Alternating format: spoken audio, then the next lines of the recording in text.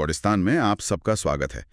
यहाँ हम कोशिश करते हैं आजकल के ज़रूरी और कभी-कभी थोड़े मुश्किल लगने वाले मुद्दों को आसान बनाने की। और आज हम एक ऐसे ही विषय पर बात करने वाले हैं जो टेक्नोलॉजी और हमारे समाज दोनों से जुड़ा है। हाँ, सवाल यह है कि क्या आज भी मतलब 2025 में जब हम ऑनलाइन प्यार ढूंढ रहे हैं या नौकरी, तो क्या किसी की जाति मायने रखती है? क्या टिंडर, बम्बल, लिंक्डइन जैसे प्लेटफॉर्म क्या ये जाने अनजाने पुरानी दीवारों को और मजबूत कर रहे हैं? हाँ, ये बहुत जरूरी सवाल है। बिल्कुल।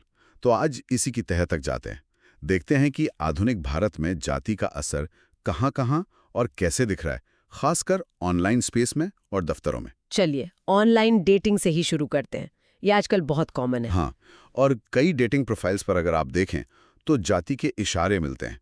कभी-कभी तो सीधे-सीधे लिखा होता है, जैसे सिर्फ गौर ब्राह्मण या राजपूत। और कई बार ये छिपा हुआ होता है, जैसे प्योर वेज लिखना या फिर बायो में कुछ खास तरह की बातें लिखना जो किसी न किसी ग्रुप की तरफ इशारा करती हैं। अच्छा। हाँ, दिल्ली, मुंबई, बैंगलोर में टिंडर बायोस पर एक स्टडी हुई थी 2023 में। उसमें पाया गया कि करीब 38% प्रोफाइल में ऐसे मार्कर थे, या तो सीधे या छिपे हुए। 38%? ये तो काफी बड़ा नंबर है। इसका असर मतलब असल जिंदगी में कैसे पड़ता है? बिल्कुल। जैसे एक यूजर हैं अनन्या, उन्होंने अपना अनुभव बताया कि जैसे ही उन्होंने मैच को अपना सरनेम बताया, पवार, उन्हें अनमैच कर दिया गया। ओ, मतलब बस सरनेम की वजह से? हाँ, जैसे उनकी जाति ही एक तरह का रेड फ्लैग बन गई हो। और एक और चीज देखने में आती है, घोस्टिंग। घोस्टिंग मतलब गायब हो जाना। हाँ, टिंडर पर शायद ठीक से बात हो रही हो, लेकिन जैसे ही लोग इंस्टाग्राम पर जाते हैं और वहां बायो में शायद कोई दलित पहचान दिख जाए या अंबेडकर के कोट्स, तो बस बातचीत बंद। ये तो एक पहलू हुआ, लेकिन दूसरी तरफ कुछ लोग ऐसे भी हैं जो शुरू में ही जाति देखकर फिल्टर करते हैं। हाँ, जैसे कबीर का केस है। वो मानते हैं कि परिवार का दबाव होता है, तो वो शुरू में ही जाति के हिसाब से देख लेते हैं। उनका कहना है कि इससे बाद में दिक्कत नहीं होती। और आंकड़े भी तो यही दिखाते हैं शायद कि शहरों में भी ज्यादातर लोग। बिल्कुल, करीब 93% शहरी भारतीय अपनी ही जाति में शादी करते हैं। तो ये एक सामाजिक सच्चाई है जिसे लोग डेटिंग एप्स पर भी ला रहे हैं। यहाँ टेक्नोलॉजी का रोल भी इंटरेस्टिंग है। जैसे शादी.com पर तो जाति का फिल्टर होता ही है। हाँ, वो तो खुलकर देते हैं, लेकिन टिंडर जैसे ऐप्स में ऐसा नहीं होता। पर उनके जो एल्गोरिदम है वो यूजर के पैटर्न से सीखते हैं। अच्छा, मतलब अगर कोई यूजर मान लीजिए निचली जाति के सरनेम वाले प्रोफाइल बार बार स्वाइप लेफ्ट कर रहा है, तो एआई क्या करेगा? तो एआई धीरे धीरे उन्हें वैसे प्रोफाइल कम दिखाएगा। इसे एल्गोरिदम गेटोइजेशन कह सकते हैं। मतलब एल्गोरिदम ही एक तरह का बंटवारा कर रहा है अनजाने में। और फिर वो प्रीमियम फीचर्स वाली बात? हाँ, वो भी एक मुद्दा है। ये फीचर्स महंगे होते हैं, जैसे 599 रुपीज महीना। तो जो आर्थिक रूप से कमजोर वर्ग हैं, जिनमें SC/ST समुदाय के लोग ज्यादा हो सकते हैं, वो शायद इन्हें अफोर्ड ना कर पाए। तो वो एक तरह से रेस से बाहर हो गए। हाँ, ये तो वर्ग और जाति के कनेक्शन को और पक्का कर रहा है। बिल्कुल।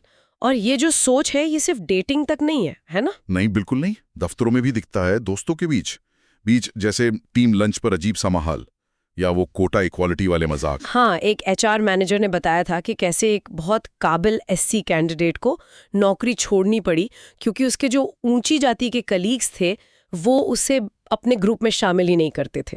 उसे एकदम अलग थलग महसूस होता था। ये तो बहुत बुरा है।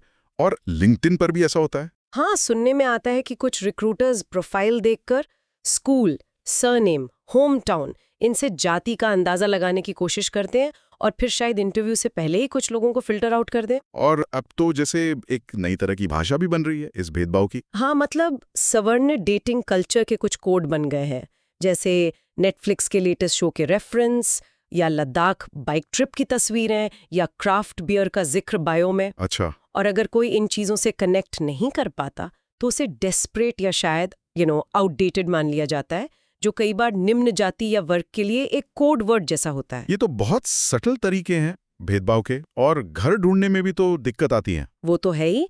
नो ब्रोकर का 2024 का सर्वे कहता है कि बेंगलुरु में 72% मकान मालिक अभी भी किराए पर देने से पहले जाति पूछते हैं। सोचिए। तो फिर इसका हल क्या है? कुछ लोग कह रहे हैं कि टिंडर में ही जाति फिल्टर डाल दो। हाँ, एक आर्ग्यूमेंट ये है कि इससे जो हाशिए पर मौजूद यूजर हैं वो शायद उत्पीड़न से बच सकें, लेकिन दूसरे कहते हैं कि ये तो डिजिटल रंगभेद जैसा हो जाएगा। ये तो मुश्किल डिबेट है। बिल्कुल। इसी बीच कुछ नए ऐप्स भी आए हैं, जैसे जय भीम मैच, जो खास बहुजन समुदाय के लिए है, और उन्हें शुरुआत में रिस्पॉन्स भी अच्छा मिला। लॉन्च के 48 घंटे में ही 10,000 साइन अप हुए थे। अच्छा, तो ये दिखाता है कि एक सेफ स्पेस की जरूरत है। हाँ, जरूरत महसूस की जा रही है। तो कुल मिला के आज की इस बातचीत से ये तो साफ है कि टेक्नोलॉजी और ये जो नए प्लेटफॉर्म्स हैं, ये कहीं ना कहीं जाने अनजाने सदियों पुराने जाति के पूर्वाग्रहों को दिखा भी रहे हैं और शायद बढ़ा भी रहे हैं। चाहे ऑनलाइन प्यार ढूंढना हो या करियर बनाना हो, जाति की वो अदृश्य दीवारें वो आज भी खड़ी हैं। बिल्कुल। तो अगर आपको हमारी ये बातचीत जानकारी भरी लगी तो पॉलिस्टान के YouTube चैनल को सब्सक्राइब करना ना भूलें। हाँ, और अपने विचार हमें रिव्यूज में जरूर बताएं, और ये भी कि आप आगे किन टॉपिक्स पर हमें सुनना चाहेंगे। और आखिर में बस एक सवाल छोड़ जाते हैं आपके सोचने के लिए कि क्या टेक्नोलॉजी जिसने इस प्रॉब्लम को शायद थोड़ा बढ़ाया है, क्या वही इसे ठीक करने में भी मदद कर सकती है या फिर हमें हल कहीं और ढूंढने होंगे?